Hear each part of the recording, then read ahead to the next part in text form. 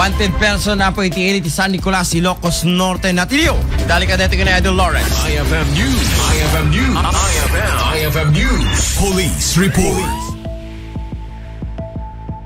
Impakamo ni Police Captain Sigman Benigno iti San Nicolas Municipal Police Station nga dati may sa wanted person anatiliw iti malam kalman babayan ti bilig ti warrant of arrest kuna ti hepe ati kaso dagat violation of BP 22 wenno bouncing checks law nga adati piyansa na 42,000 pesos para iti temporaryo apan nakawaya-waya na may naig iti daytoy ket nakapagpiyansa ti akusado.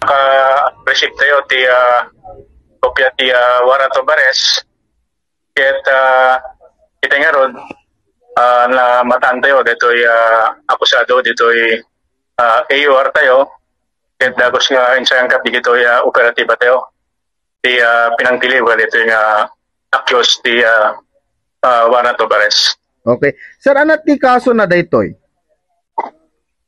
Dito'y ket ada kaso ng violation of tay kung kuna tayong BP 22 tay bouncing check laws.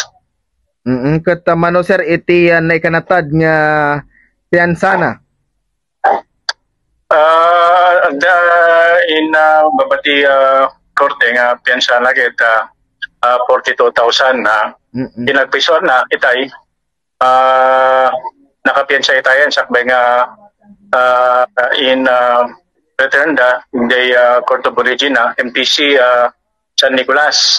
Gapo iti daytoy ket nagbalaag ti hepe ti PNP San Nicolas kadagiti amin na maseknan akitain nga umuna dagiti cheque sakbay ama i-release. Para iti IFM News, Idol Lawrence Martinez, Tatak, RMN.